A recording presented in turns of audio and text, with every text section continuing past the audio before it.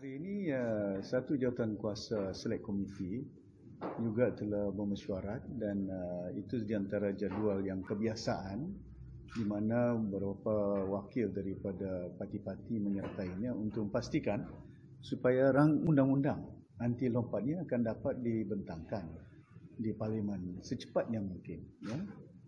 Yang menyedihkan kita dalam pada usaha beberapa pihak untuk memastikan supaya kita tuntut rang undang-undang ini dibawa ke Parlimen, dan saya berharap Yang Amat Berhormat Perdana Menteri Datuk Seri Ismail Sabri oleh kerana ini berdasarkan dengan keputusan Parlimen, dia mempunyai bidang kuasa bukan kabinet untuk memastikan supaya bila pembentangan rang undang-undang ini dapat dilaksanakan.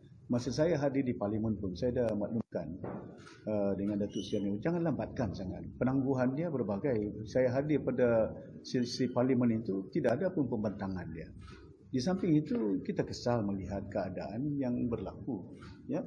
Walaupun kita menggugutai kononnya pihak kabinet bawa supaya nak bawa dibentangkan kabinet, tapi masih lagi parti-parti yang ada di negara ini menggalakkan, beramal untuk melakukan sesuatu pembelian nadun-nadun, pembelian ahli-ahli yang berhormat. Ya.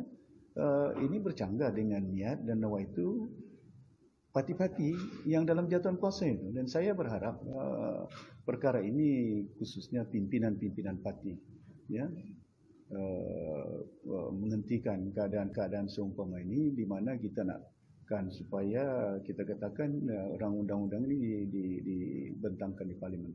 Dan saya minta kepada Yang Amat Berhormat Perdana Menteri percepatkan rang undang-undang ini untuk dibentangkan ke Parlimen untuk memastikan supaya apa yang dihasratkan daripada peringkat awal ya, mengelakkan supaya maruah dan martabat rakyat yang ada, dan negara kita bukan lagi satu sistem amalan demokrasi ya.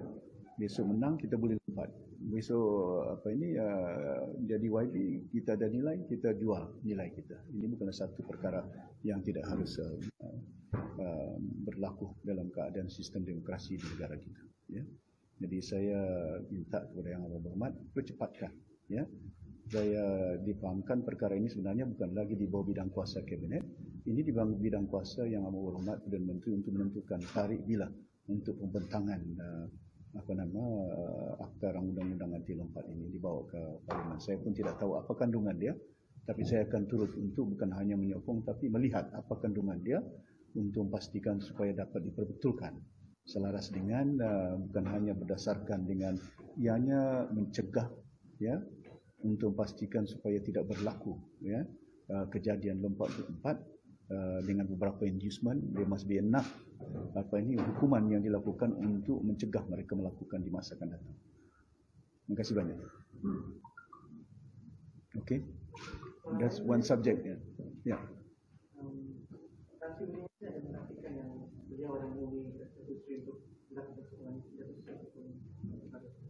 Well, dia sebagai seorang, saya ingat dia haji, saya pun haji.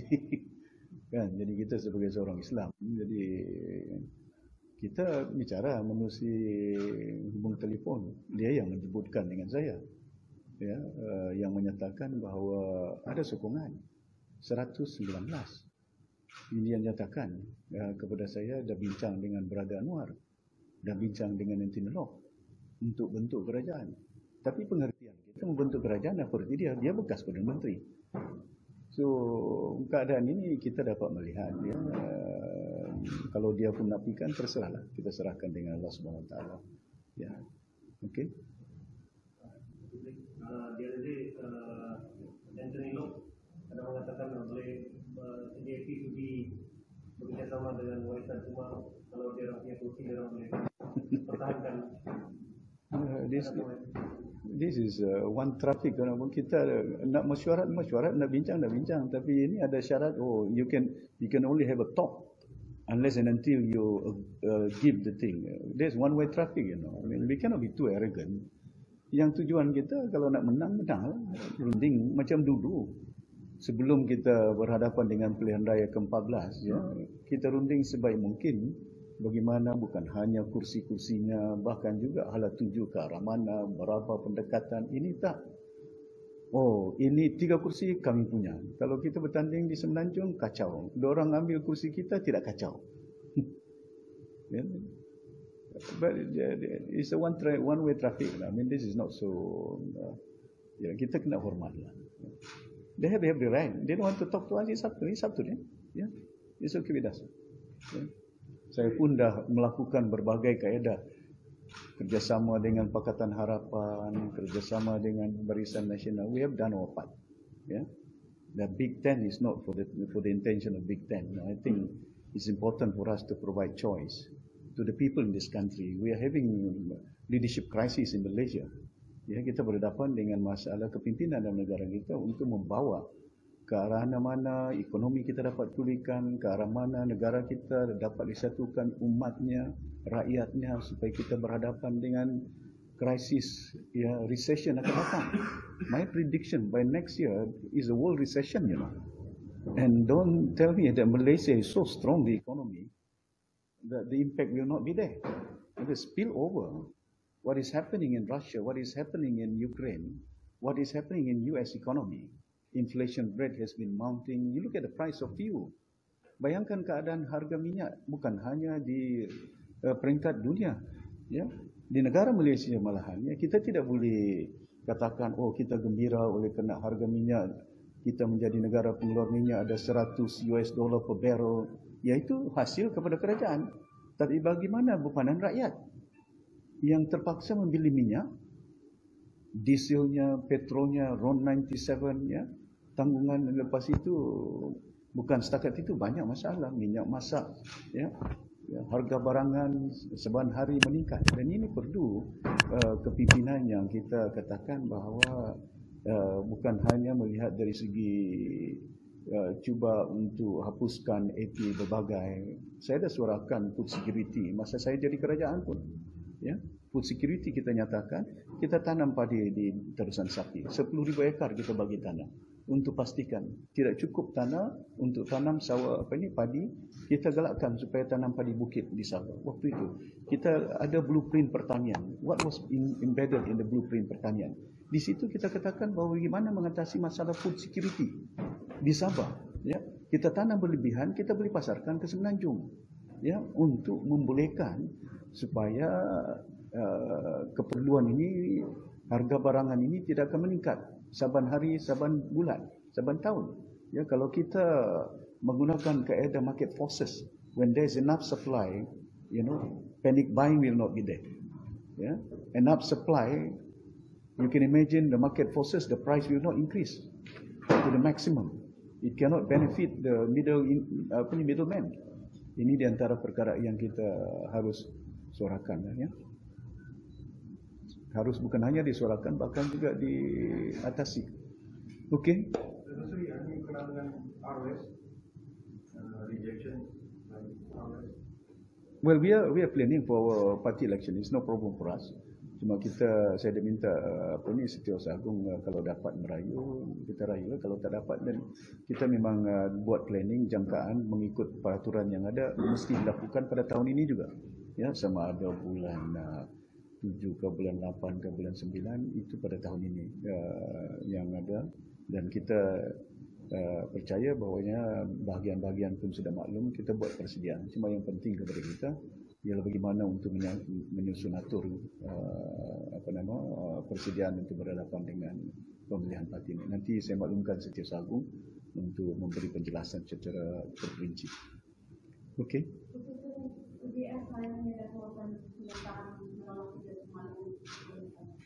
Apa dia?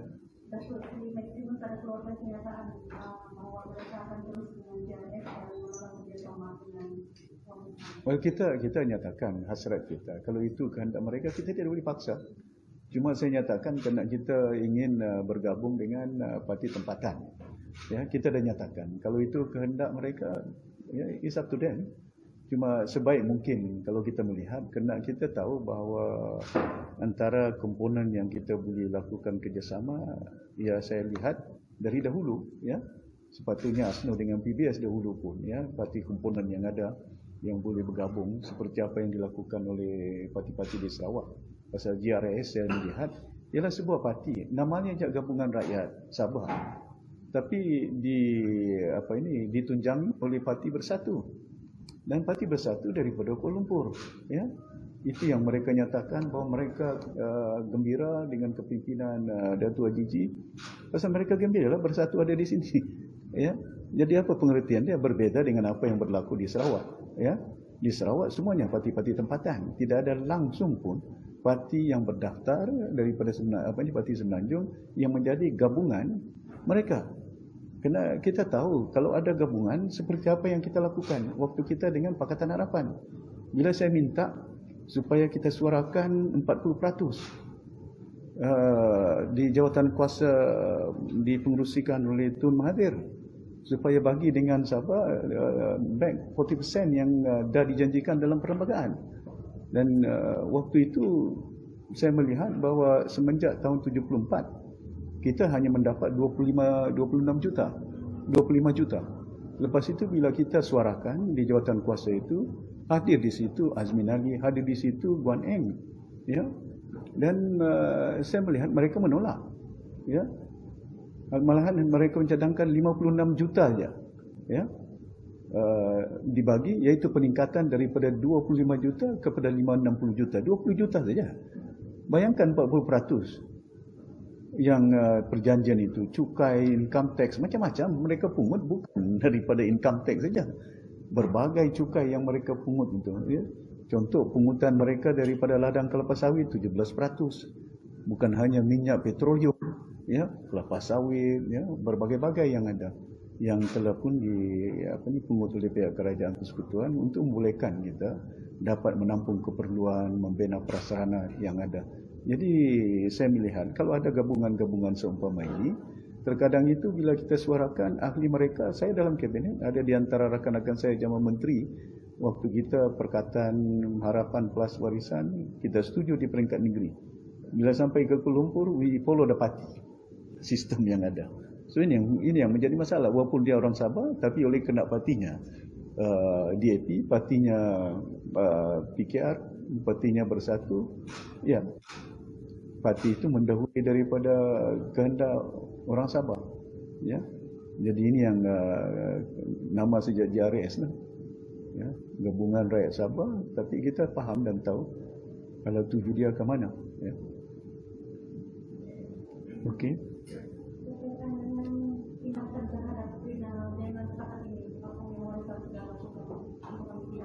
Well, kita ada bagi arahan kepada pihak yang berwajib, khususnya peguam kita, ya, kebiasaan dia, ya.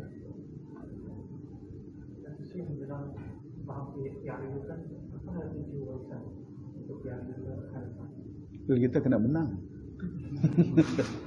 Ya, kita akan bertanding, ya, dan kita lihat macam mana kekuatan kita dapat tingkatkan. Pasal itu kita turun ke bawah, ya, untuk pastikan supaya berhadapan dengan pilihan raya ini ada persediaan dia, ya.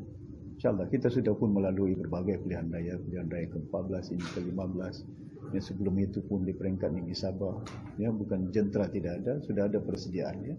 Cuma apa yang penting kepada kita pertingkatkan usaha kita untuk memberikan supaya kita menambat hati rakyat di peringkat negeri Sabah. Okey. Balik kepada soalan GRS tadi tu. Jadi nanti pasal GRS tadi tu, ialah bayangkan Gabungan Rakyat Sabah Bersatu hanya ada 11. Aduh dia. UMNO itu ada 14. Dahulu lah, kan. Sekarang ni diorang beli meningkat lah. Kalau mengikut dari segi kekuatan, bukan Bersatu yang kuat, UMNO yang kuat. Yang sepatutnya dia jadi kerajaan mengemudikan negeri Sabah ini, bukannya Bersatu. Patutnya UMNO, kerana UMNO mempunyai 14 kursi adun berbanding dengan Bersatu, ya. Tapi kenapa itu berlaku, ya?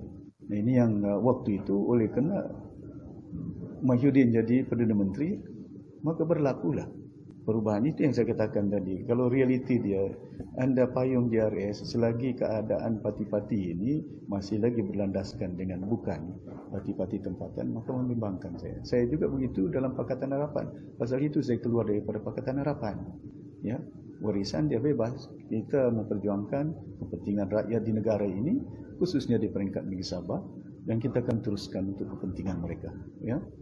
Jadi sama ada mereka setuju tidak setuju terserah, tidak ada paksaan dia. Cuma sebaik mungkin bila saya lihat formulanya ialah gabungan dengan satu parti yang saya kenal pasti secara mendalam. Ya, dahulu saya kenal mereka dan saya tahu. Ya, okey.